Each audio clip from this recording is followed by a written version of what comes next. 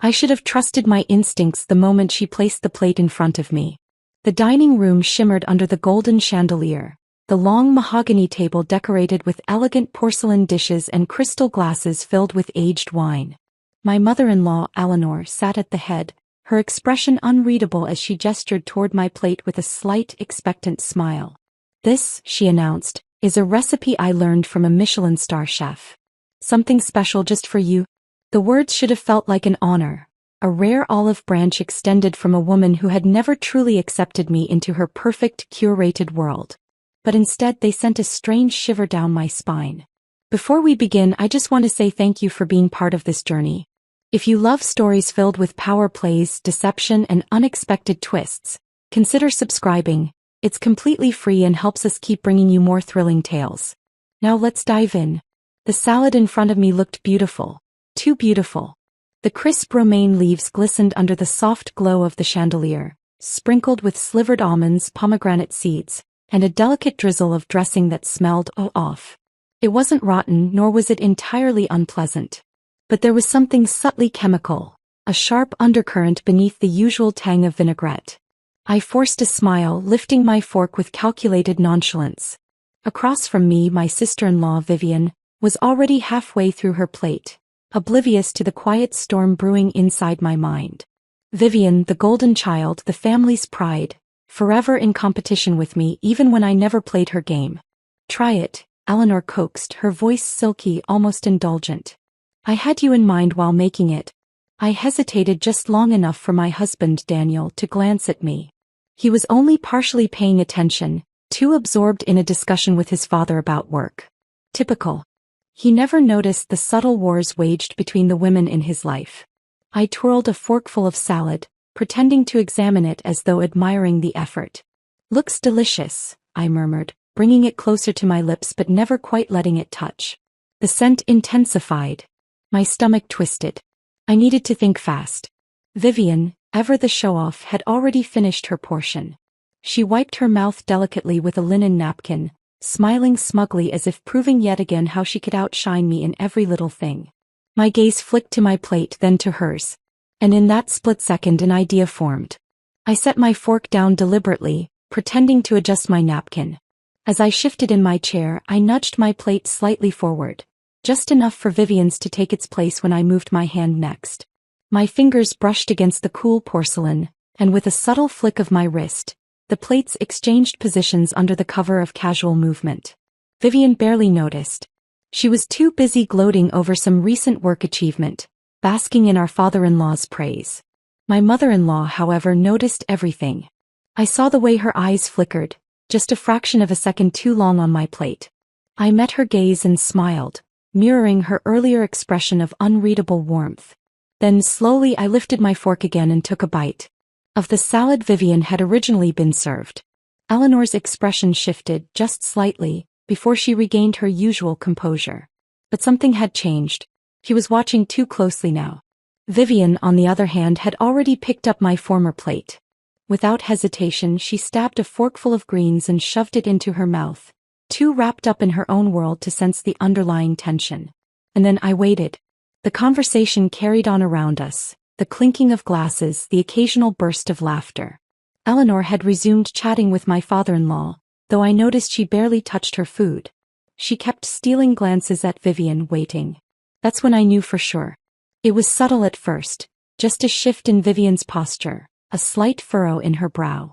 He took another bite, chewed, swallowed. Then she blinked a few times as if something felt. Minutes passed. My stomach churned, but not from what I'd eaten. From anticipation. From the realization that I had been right all along. Vivian coughed once, clearing her throat. Then again more forcefully. Daniel turned to her, wildly concerned. "You okay?" She nodded quickly. "Yeah. Just dry spices or something." But there was a tightness in her voice, something unnatural. Her hands trembled slightly as she reached for her water. Eleanor's fingers curled around her wine glass, grip tightening. "Are you sure, dear? You look a little pale." And there was the confirmation I needed. Something was wrong with that salad. Something meant for me.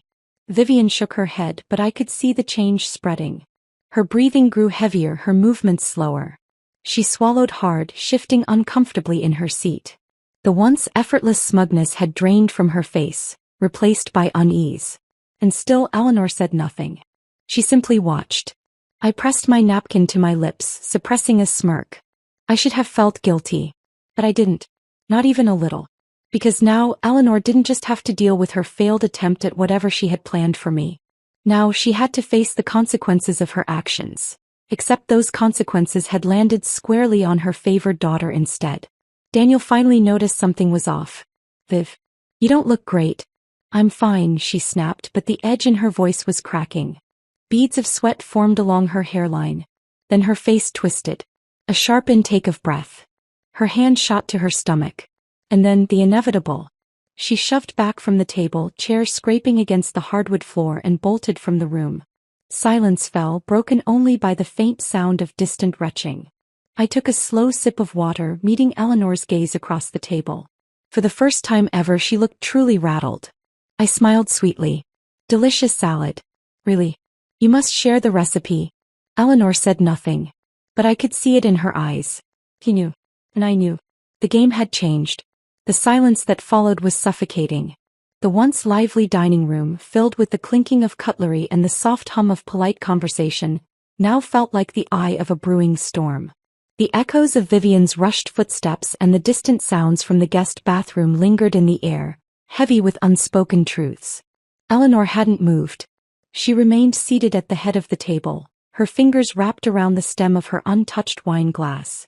Her expression was unreadable, but I knew better than to mistake her silence for indifference. She was calculating, piecing together the events that had unfolded, how things had gone so terribly wrong. Daniel had pushed his chair back slightly, half risen, torn between going after his sister and staying put. Should I?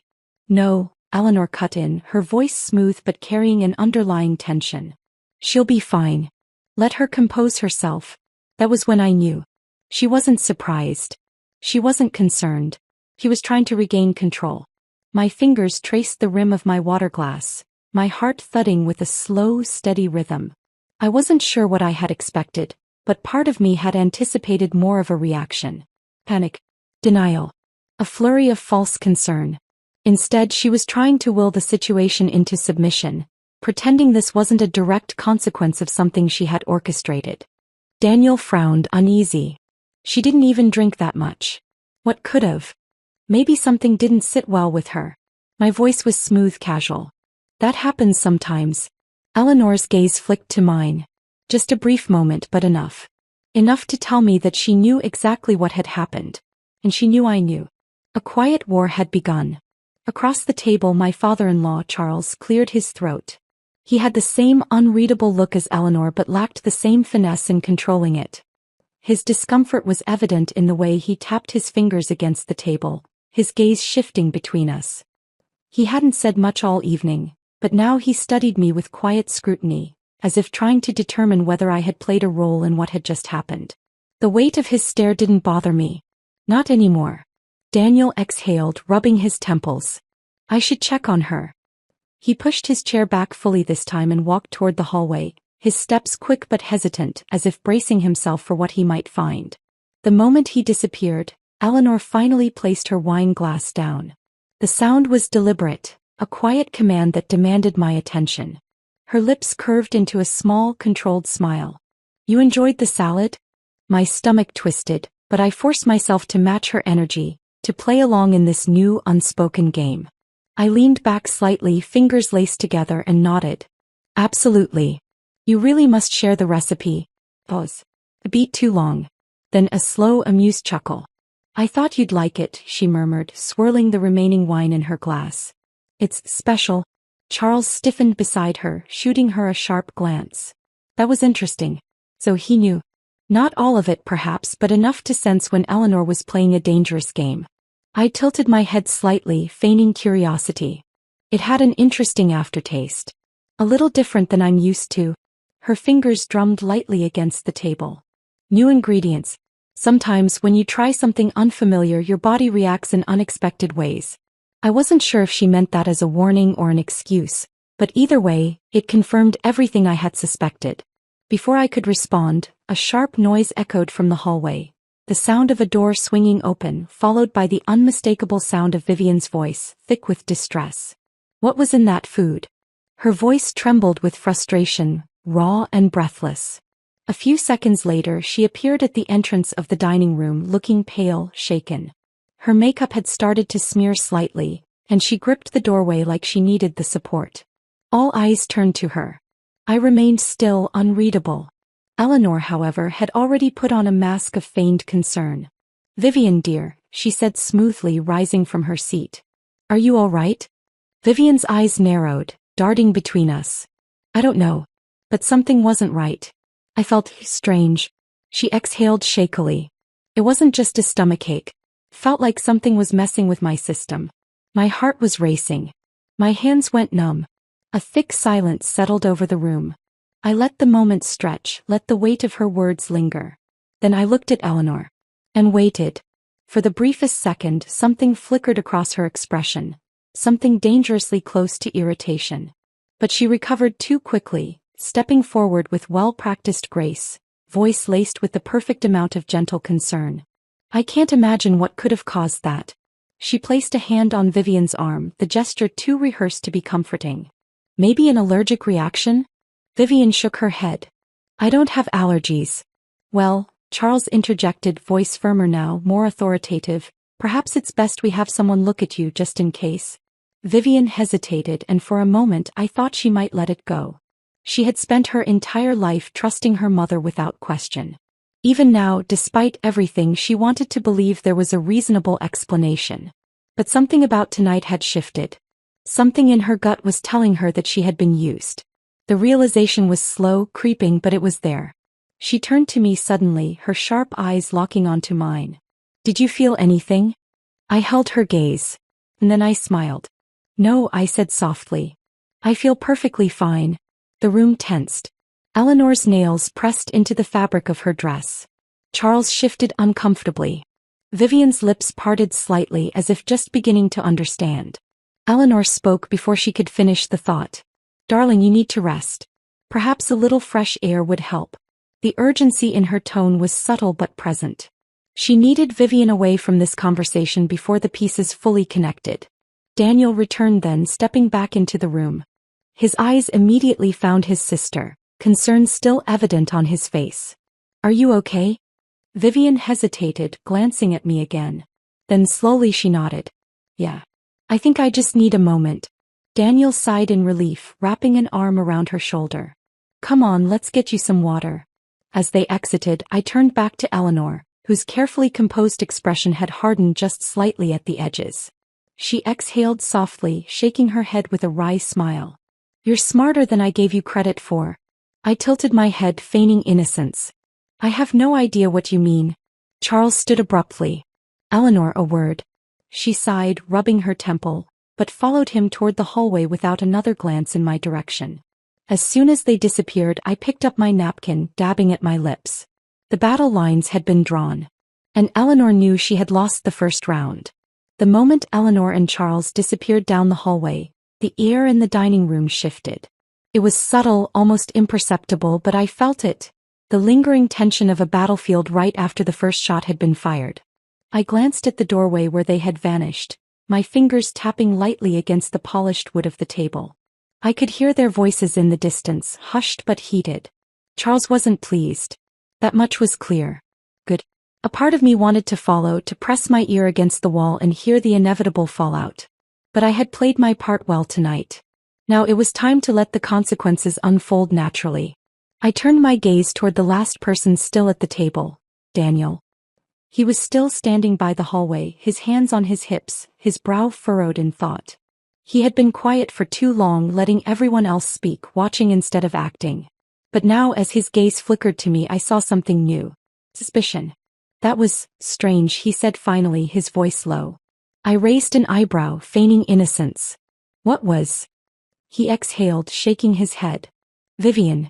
The way she reacted." I shrugged, leaning back in my chair. Maybe she really did have a bad reaction to something. It happens. His jaw tightened. "But you ate the same thing." A small smile tugged at the corner of my lips. "Did I?" His eyes narrowed just slightly. He wasn't stupid. No, Daniel was many things. Passive, oblivious at times, but not stupid. The problem was he had spent his entire life trusting his mother, never questioning her motives. And now that blind trust was being tested in a way he wasn't ready for. I watched as he tried to make sense of it all, as the pieces tried to click into place. But he hesitated. Because if he admitted something was wrong, then he had to accept the possibility that his mother wasn't the person he had always believed her to be. And that was too much for him to process. So instead he ran a hand through his hair, sighing. I should check on Viv. I nodded, watching as he walked away, disappearing down the same hallway where Eleanor and Charles had gone moments earlier. And just like that, I was alone. For the first time that evening, I let my shoulders relax, my mask slipping just slightly. The adrenaline was still there, humming beneath my skin, but I had won this round. Still, I knew better than to celebrate too soon. Because Eleanor wasn't the type to let a loss go unanswered. I reached for my glass of water, taking a slow sip, when a movement at the edge of my vision caught my attention. A maid. Quiet, unassuming, clearing the table with practiced efficiency. She had been invisible all evening, blending into the background as Eleanor's household staff always did. But now, as she gathered the plates, I noticed something strange. She wasn't just clearing them. She was inspecting them. My breath stilled. She picked up the plate that had originally been meant for me, the one Vivian had eaten from, and examined it closely, her eyes sharp. Then, as if sensing my gaze, she glanced up, meeting my eyes for the briefest second before quickly looking away. Interesting. I set my glass down, smoothing out my dress as I stood. I made my way toward her slowly, deliberately. She stiffened as I approached, keeping her head slightly lowered, her movements just a little too cautious. When I stopped beside her, I spoke softly. Did you notice something? She hesitated. A pause so brief that most people wouldn't have caught it. But I did. Then, without looking up, she murmured, I only do as I'm told, ma'am. The response was safe. Careful. But it wasn't a denial. I studied her for a moment longer before giving her a small nod. Of course. Then, without another word, I turned and left the dining room, heading toward the hallway where the rest of the family had disappeared. I wasn't done playing this game yet. As I walked past the grand staircase, I could hear Eleanor's voice, sharp and clipped. Should have been careful. You're getting reckless. Me?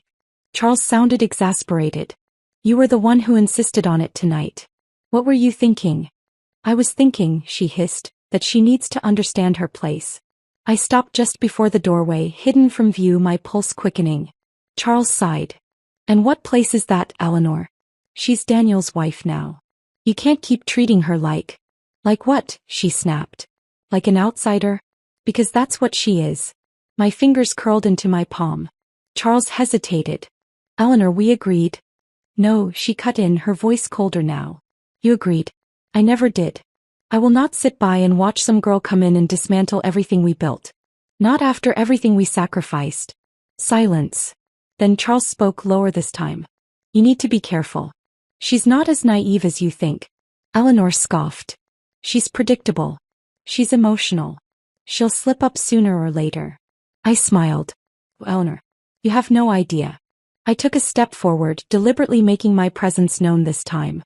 The moment I turned the corner, Eleanor's expression shifted instantly, morphing into something neutral, almost pleasant. Ah dear, she said smoothly. I was just about to come find you. I smiled back, tilting my head slightly. Oh, something you wanted to discuss? She studied me for a moment, then let out a soft chuckle. You're sharper than I gave you credit for. I took a step closer. And you're more predictable than I thought. Her smile twitched. Charles glanced between us, looking exhausted. Enough. Whatever this is, it ends tonight. Eleanor didn't look at him. She was too busy watching me now, her gaze calculating. You think you've won something, she murmured. But this isn't over. I met her gaze without flinching. I know. And that was the truth. Because for all the satisfaction I had gained tonight, I knew one thing for certain. Eleanor wasn't done playing. And neither was I. Eleanor's words echoed in my mind long after I left the hallway. This isn't over. I knew she meant it. This wasn't just a petty grudge anymore. It was a silent war, one that would be fought with whispers, careful manipulation, and quiet schemes. The kind of battle where moves weren't made in the open but in the shadows, where the real damage came from what was unseen. I had expected resistance from her since the moment I married Daniel, but I had underestimated just how deeply rooted her need for control was. Tonight had proven that she wasn't just passive-aggressive, she was willing to cross lines to test boundaries. And that meant I had to be smarter, sharper. When I stepped back into the dining room, the table had already been cleared, the once grand setting now an empty reminder of the battle fought over dinner. The maid from earlier was still there, wiping down the polished surface, her movements careful, precise. I approached her, lowering my voice just enough so that it wouldn't carry. "You noticed something earlier?" She hesitated, fingers tightening around the cloth she held. Her eyes flickered toward the doorway where Eleanor had vanished, then back to me. "I shouldn't speak on things that aren't my place, ma'am." I gave her a small smile, one that wasn't demanding but understanding. "I think we both know that's not entirely true." She glanced around once more before exhaling softly. "The plate." My chest tightened. "What about it?" She hesitated, then sighed. "It was prepared separately. Different from the others. The dressing smelled stronger." Her voice dropped lower. "And she watched you too closely when you took your first bite." I already knew this, but hearing it confirmed from an outside perspective made it more real. More dangerous. "Have you seen her do this before?" I asked. She shook her head. "Not exactly. But there have been instances. People getting sick after meals, usually those she disapproves of." She swallowed hard. "No one ever says anything. It's always written off as coincidence." Coincidence. Right. That was exactly what she had wanted tonight to be. An unfortunate accident, a simple case of bad food. But now she had lost control of the narrative. Because instead of me being the one affected, it was her own daughter. I gave the maid a grateful nod. "Thank you for telling me." She hesitated once more before stepping closer, lowering her voice to just above a whisper. "Be careful, ma'am. She doesn't like to lose. Neither do I." I turned to leave, but just as I reached the doorway, I heard a familiar voice behind me. "You always were good at making friends." I didn't flinch, but I did pause just long enough to let the tension settle before turning. Vivian stood in the doorway, arms crossed, her expression unreadable. She looked better now, less shaken, more composed, but there was still a sharpness in her eyes, something that hadn't been there before. "Feeling better?" I asked lightly. She tilted her head slightly. "Funny thing about that." She took a slow step forward. "I spent the last 30 minutes thinking about what happened. And the more I thought about it, the less sense it made." I said nothing, waiting. She exhaled, shaking her head. "I was fine before dinner. No signs of anything. And then suddenly, halfway through my plate, my body started reacting as if I had eaten something I shouldn't have." I let my expression remain neutral. "That does sound strange." Her lips pressed together. "It does." Then she narrowed her eyes. "Especially since you were the one who was supposed to have that plate." I smiled, slow and knowing. "And yet here we are." Her jaw tightened. "Did you know?" I tilted my head slightly. "What do you think?" She let out a sharp exhale, dragging a hand through her hair. "I don't know what to think." Her voice wasn't just frustrated now, it was uncertain. Because for the first time in her life, she was forced to question something she had never doubted before. Her mother. Vivian had spent years believing she was Eleanor's favorite, the golden child, untouchable. But now that image was cracking and she was trying to piece together the truth. And I could use that. I stepped closer, keeping my voice soft. "You've always thought of me as an outsider, someone trying to take what's yours. But tonight you weren't the exception. You were a pawn." Her throat bobbed as she swallowed. "I don't." I leaned in slightly. "Ask yourself this. If I hadn't switched the plates, do you really think your mother would have stopped it?" Her breath hitched. Because we both knew the answer. She took a step back, shaking her head. "I need to think." I nodded. "Take your time." She turned abruptly and left, her footsteps quick, uneven. I watched her go, knowing that the seed had been planted. Eleanor wanted to play games? Fine. She just didn't realize that I was already 3 moves ahead. As I stepped out of the dining room, I nearly collided with Daniel. His expression was unreadable, but I could tell he had been listening. "Interesting conversation," he said. I raised an eyebrow. "Eavesdropping, are we?" He ignored the jab. "What's your goal here?" I studied him for a moment before speaking. "My goal?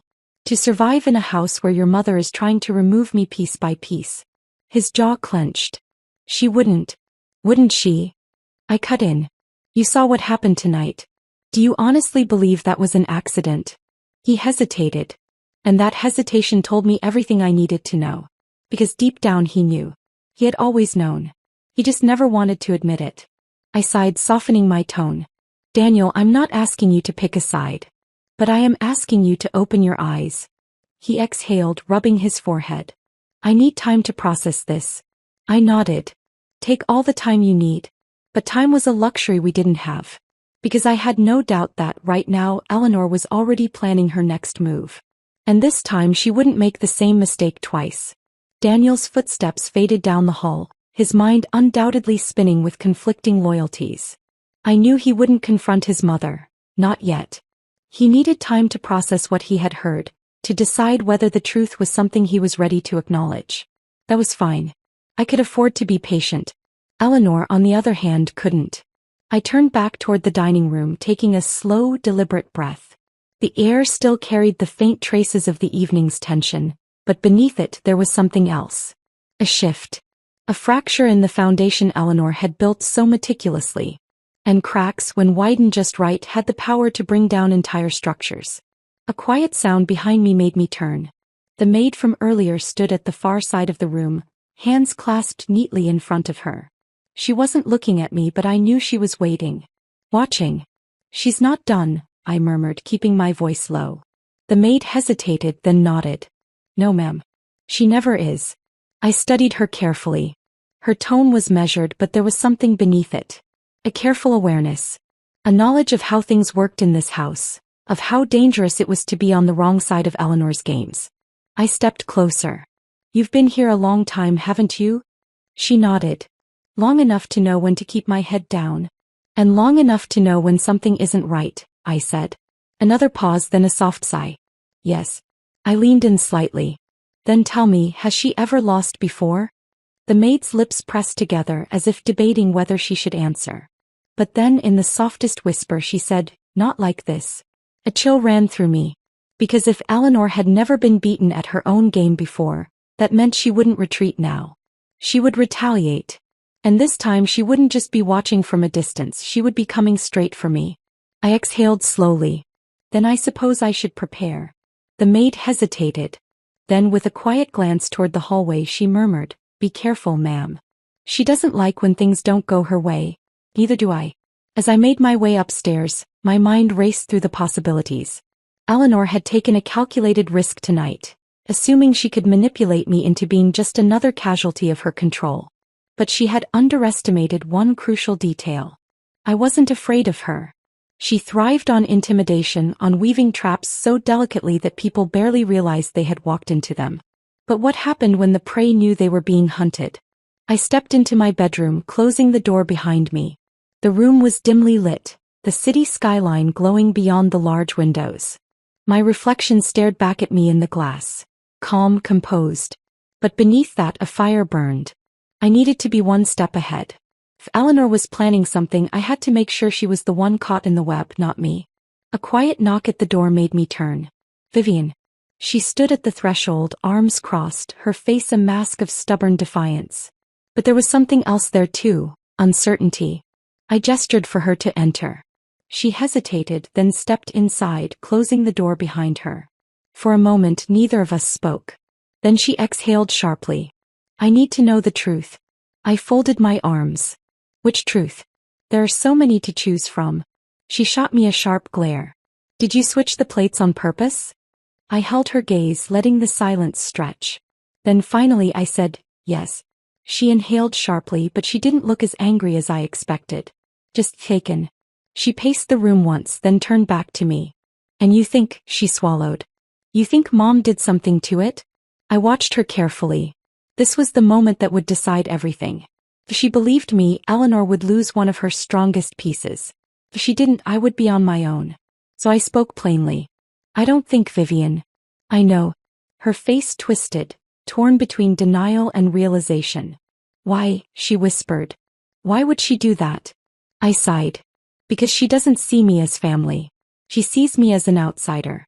A threat. And she wanted to remind me of my place. Vivian swallowed hard, shaking her head. That doesn't make sense. She's controlling, yes. She wants things done her way, but she wouldn't. I raised an eyebrow. She faltered. Because deep down she knew. She had seen it before, even if she had never wanted to admit it. The way Eleanor manipulated situations, twisted conversations to suit her needs. The way she always managed to make herself the victim, no matter how many people she stepped on in the process. Vivian collapsed onto the edge of the bed, rubbing her temples. This is insane. I sat beside her. It's reality. She exhaled, shaking her head. What are you going to do? I looked at her carefully. That depends. She frowned. On what? I leaned forward slightly. On whether you want to keep being a pawn in her game, or whether you're ready to start playing for yourself. Vivian's eyes widened slightly. I could see the gears turning in her head. The years of blind loyalty warring with the new, uncomfortable truth settling in her gut. She had spent her whole life in Eleanor's shadow, believing she was untouchable. But now she was starting to see the truth. And the truth was dangerous.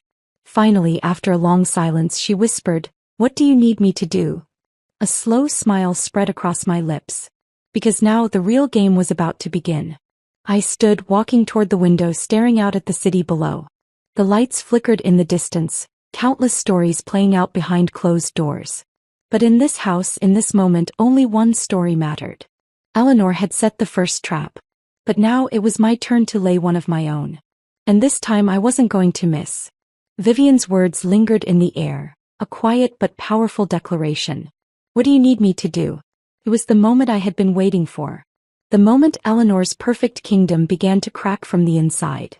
She had spent years molding her daughter into a mirror of herself.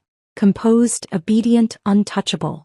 But now, for the first time, Vivian was looking beyond the carefully constructed reality she had always known. I turned to face her, watching as she toyed with the hem of her sleeve, her nails tapping rhythmically against the fabric. She was nervous. Unsettled. And that was good. Fear made people careful, but doubt made them dangerous. You don't have to do anything, I said, my voice calm. Not yet. She frowned. Then why ask? Because I needed to know if you were ready. Her lips parted as if to protest, but then she hesitated. Finally she exhaled, her shoulders dropping slightly. And what if I am? A slow, knowing smile spread across my face. Then watch, I murmured. And wait. Vivian's hesitation was still there, but the seed had been planted. And that was all I needed. That night, as I lay in bed beside Daniel, I couldn't sleep. His breathing was steady, his arm draped loosely over my waist, but his body was tense even in sleep. I knew his mind was still tangled in the events of the evening, in the slow realization that his mother was not the woman he had always believed her to be.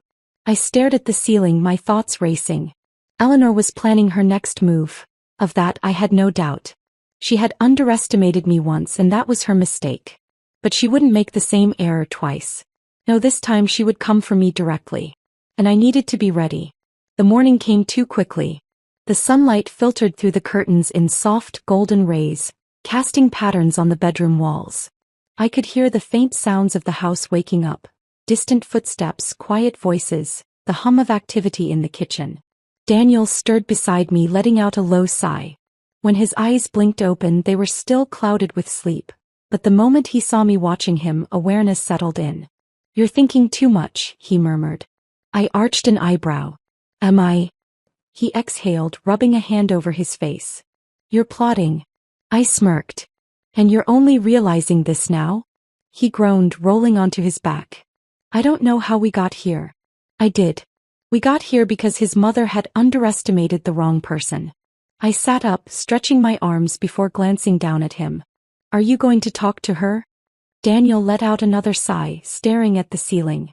"I don't know what to say." "Start with the truth." His jaw tightened. "The truth isn't that simple." I shook my head. "It is. You just don't want to see it." A muscle in his jaw twitched, but he didn't argue. Because deep down he knew I was right. Breakfast was tense. The dining table was set as elaborately as ever, but the air was thick with unspoken words.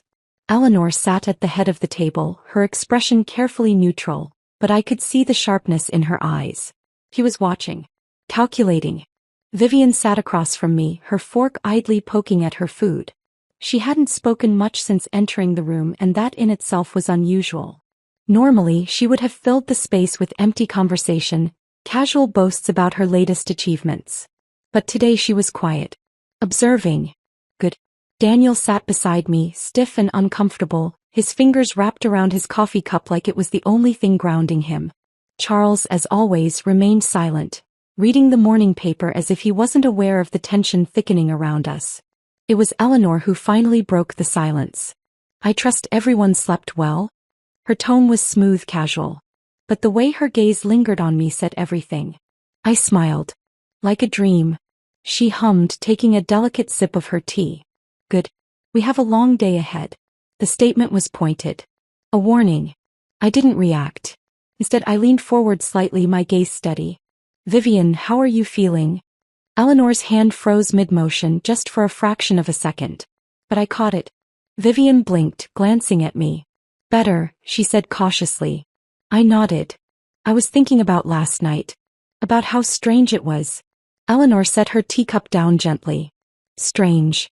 I tilted my head. "Yes. It's just odd, isn't it? How perfectly fine she was before dinner, and then suddenly, I trailed off, letting the words hang."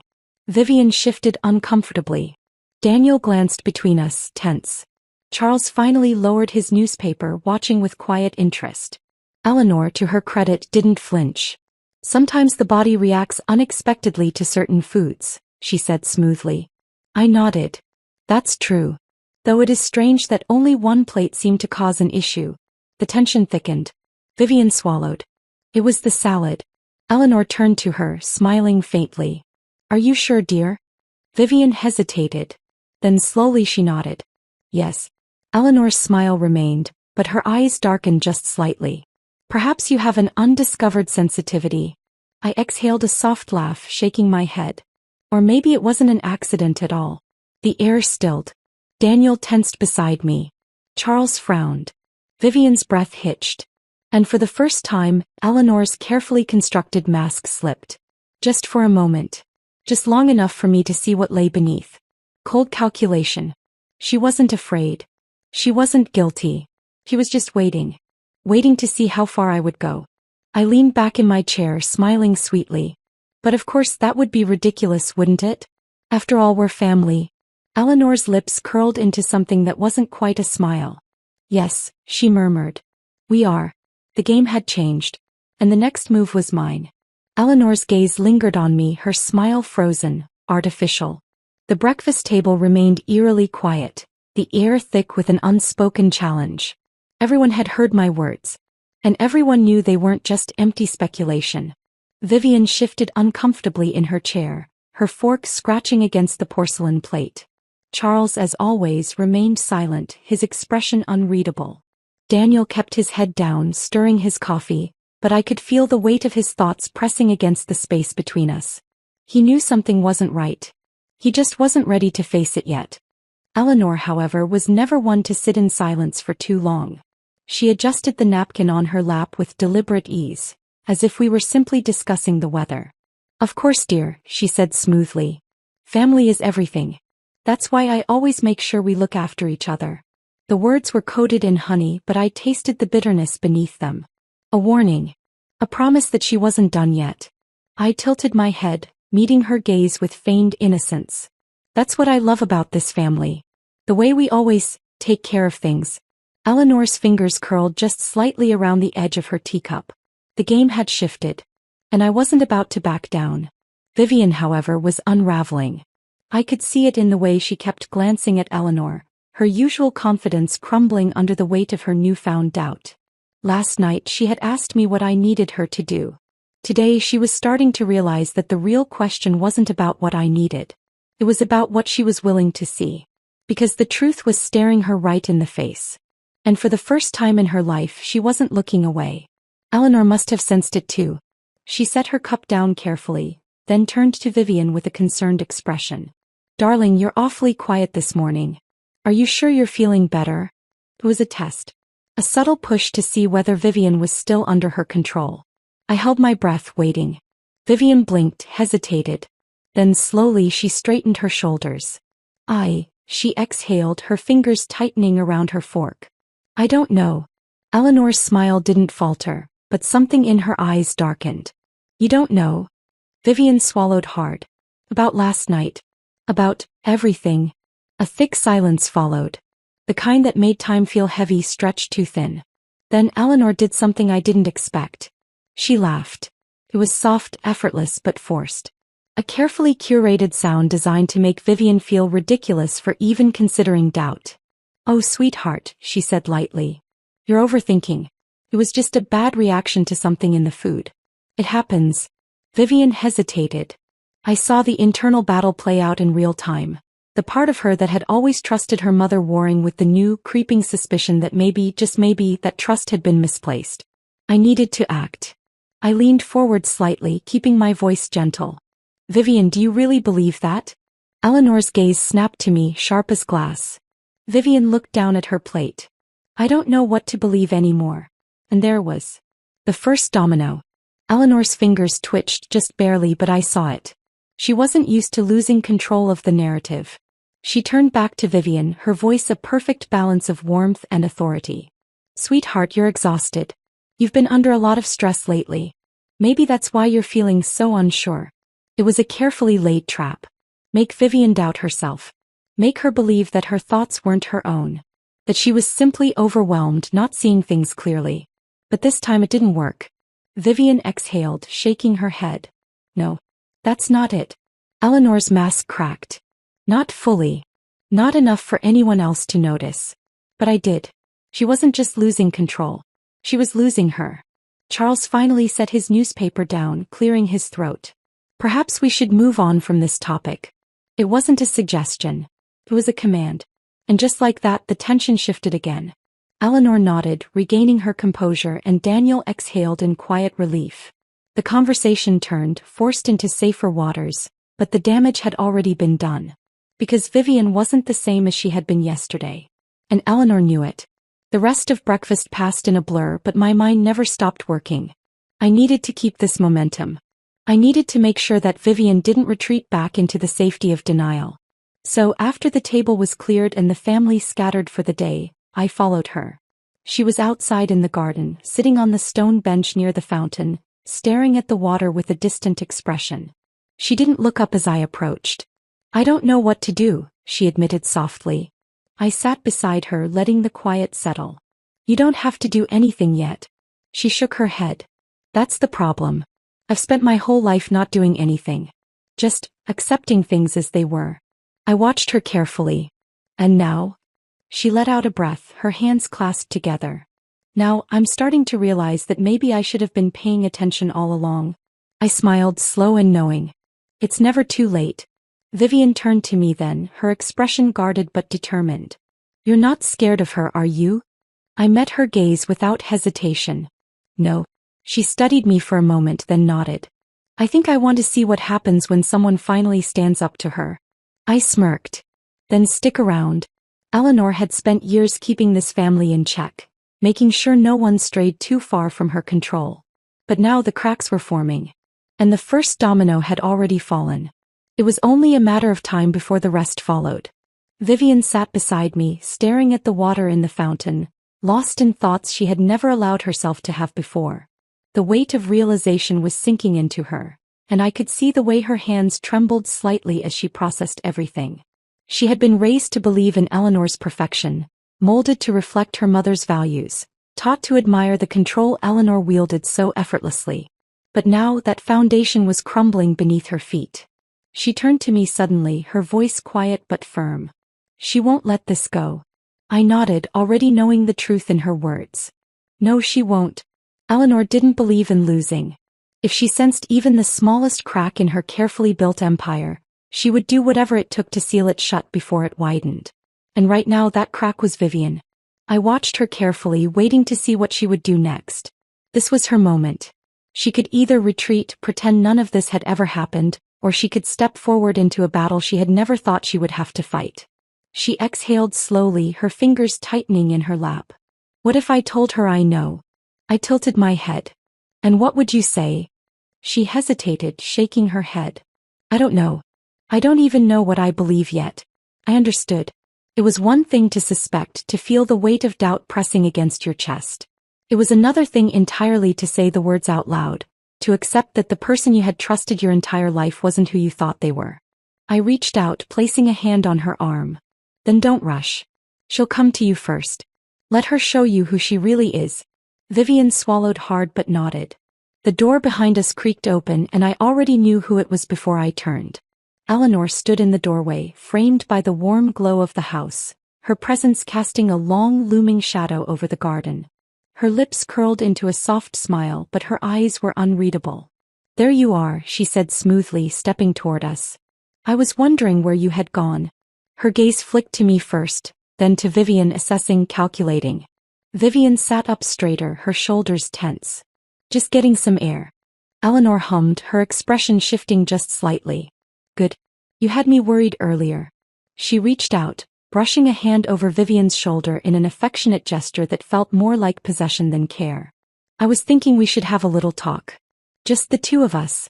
Vivian hesitated, and I saw the moment of uncertainty flicker across her face. She wasn't ready. Not yet. Eleanor noticed it too. She smiled gently. "You know you can always talk to me, darling." Vivian inhaled deeply, then nodded. "Okay." I let my hand drop from her arm, giving her a reassuring glance before she stood and followed Eleanor back into the house.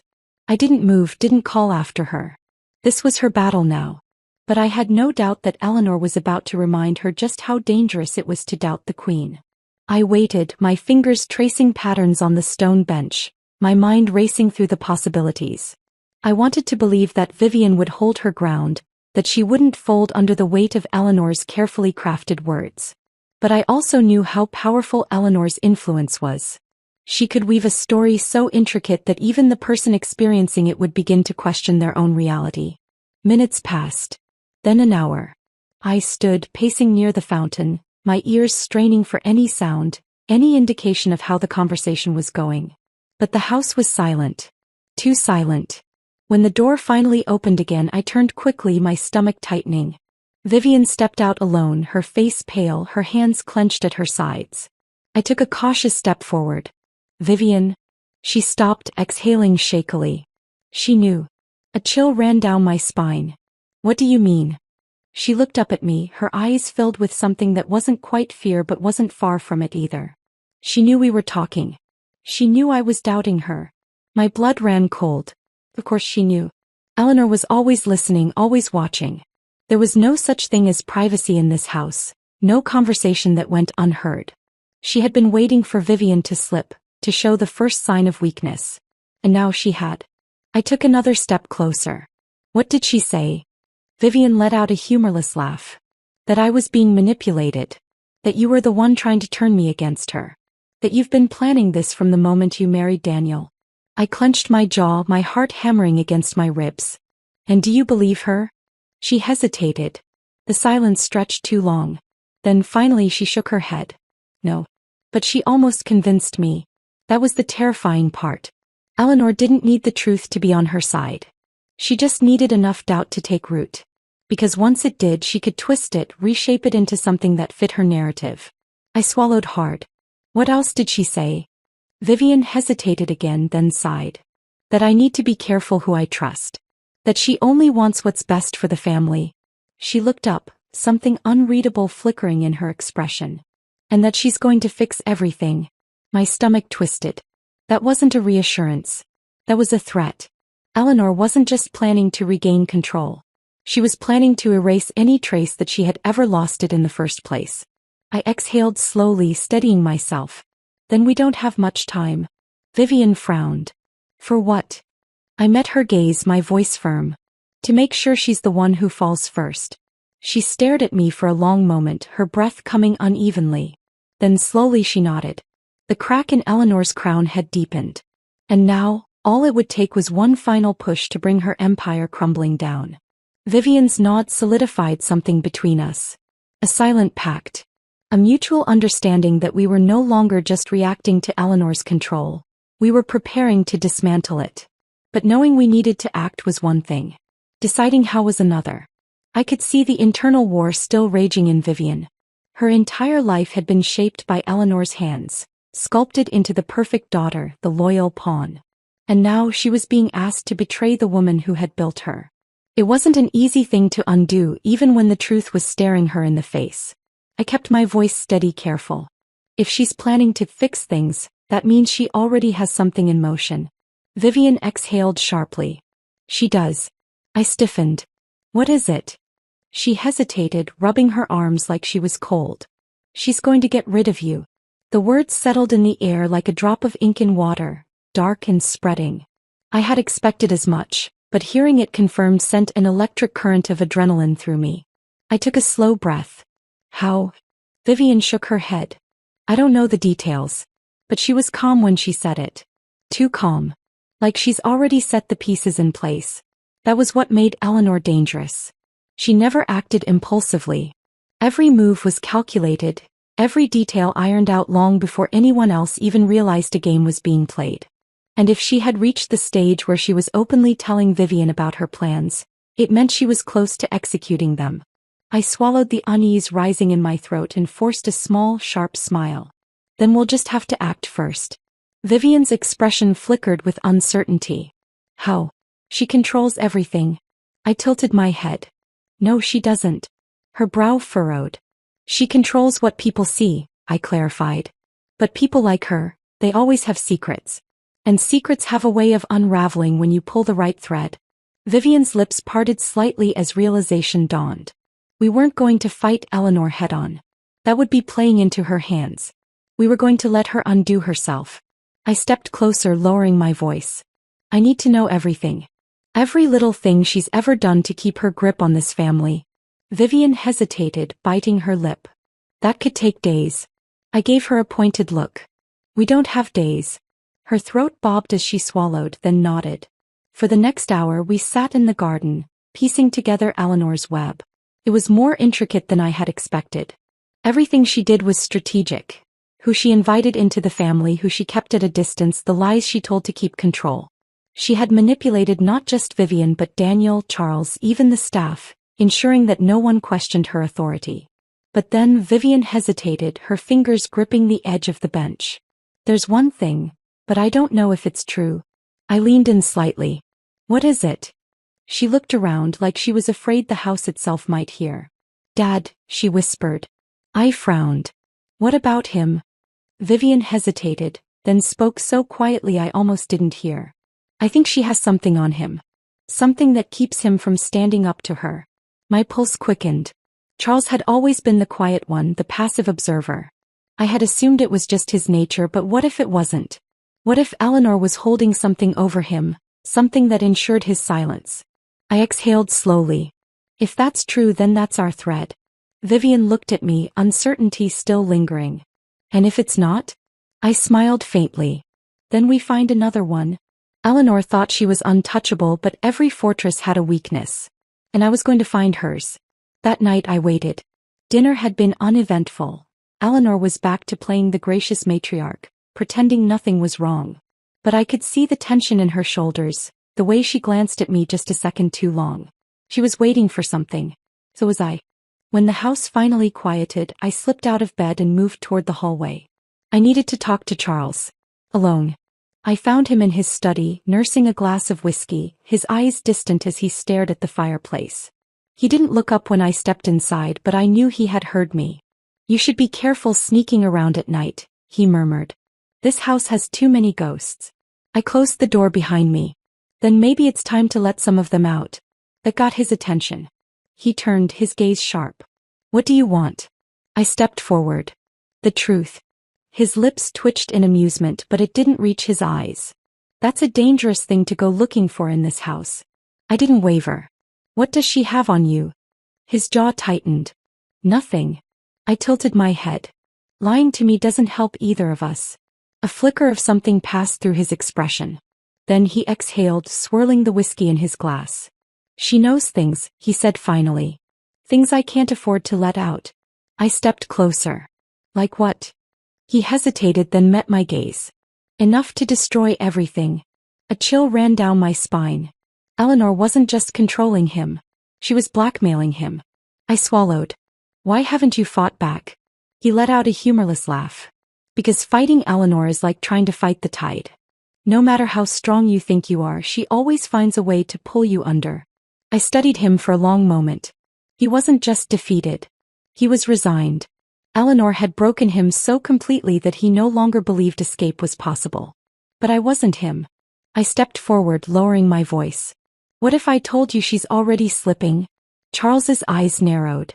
What if I told you, I continued, that for the first time she's losing control? His fingers tightened around his glass. Then I'd say you don't know her as well as you think you do. I smiled faintly. Or maybe you don't. A muscle in his jaw twitched, but he didn't respond. I leaned in slightly. You may not be willing to fight her, but I am. And whether you believe it or not, her time is running out. Charles studied me for a long moment. Then finally he sighed. She has records, he muttered. Files. On everyone. My pulse quickened. Where? He hesitated, then murmured, the safe. In her office. Bingo. I stepped back. Thank you. He shook his head, downing the rest of his whiskey. You're playing a dangerous game. I smiled. So is she. Then without another word I turned and left. Because now I had exactly what I needed to bring Eleanor down. The moment I stepped out of Charles's study, the weight of what I had learned settled on me like a storm cloud ready to burst. Eleanor had records, files on everyone. Secrets she had hoarded like a dragon guarding treasure, each one a thread in the web she used to control this family. And now for the first time I knew where to find them. I moved swiftly down the dimly lit hall, my pulse steady despite the rush of adrenaline flooding my veins. The house was eerily quiet, the heavy silence stretching between its grand walls. But I knew better than to believe I was truly alone. Eleanor was always watching, always listening. But tonight she had no idea that I was coming for her first. Vivian was waiting for me in my bedroom, perched on the edge of a chair near the window. She looked up the moment I entered, her expression tight with tension. Well, I shut the door behind me and exhaled. She has a safe. In her office. Vivian stiffened, her eyes widening just slightly. With the records? I nodded. If we can get inside, we'll have everything we need to bring her down. For a moment, neither of us spoke. The magnitude of what we were about to do hung between us, heavy and unspoken. If we did this, there was no turning back. We weren't just resisting Eleanor's control. We were shattering it completely. Vivian swallowed hard. She'll never forgive us. I met her gaze steadily. She was never going to forgive us, Vivian. Not after last night. She exhaled sharply, then nodded. So how do we do this? I glanced at the clock. Eleanor would be in her bedroom by now, likely planning whatever retaliation she had in store. If we were careful, we had time. But not much. We go now, I said. Before she realizes we've moved first. Vivian hesitated for only a second before standing. Okay. We slipped out into the hallway, our steps silent against the polished floors. Every shadow felt like it carried eyes, but I forced myself to stay focused. Eleanor's office was at the end of the east wing, past the main staircase and through a set of grand double doors. I had been inside before, but never alone. Never with the intention of picking apart the life she had built. When we reached the doors, I hesitated, pressing my ear against the wood. Silence. I glanced at Vivian. Watch the hall. She nodded, positioning herself slightly away from the door, eyes scanning for any movement. I took a slow breath, then turned the handle. It opened easily. Of course it did. Eleanor didn't believe she could be challenged. The office was just as I remembered, elegant, pristine, and meticulously arranged. A massive mahogany desk sat in the center, a wall of bookshelves behind it. A painting of Eleanor herself, poised and regal, hung above the fireplace. But my eyes went straight to the corner of the room. It was sleek, built into the wall, hidden behind a decorative panel.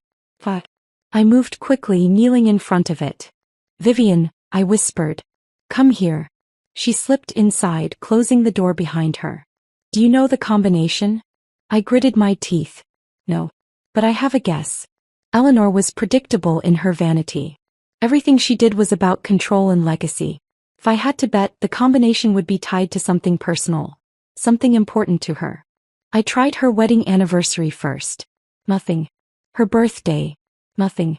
I exhaled sharply, thinking. Then my gaze flicked to the painting above the fireplace. Her mother. I punched in the birth year of Eleanor's mother. The safe clicked open.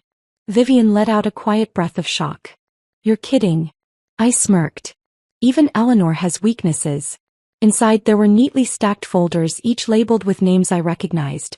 People in the family, business associates, even former friends. She had dirt on everyone. But one file in particular caught my eye. Files. I pulled it out, flipping it open. And what I saw made my stomach drop. Bank records. Offshore accounts. Evidence of financial manipulation dating back decades. Charles wasn't just complicit in Eleanor's control, he was trapped in it. If this information got out, his career, his reputation, everything would be ruined. Vivian peered over my shoulder, her breath hitching. She's been holding this over him for years. I nodded grimly. And I bet he's not the only one. We rifled through more files, scanning pages as quickly as we could.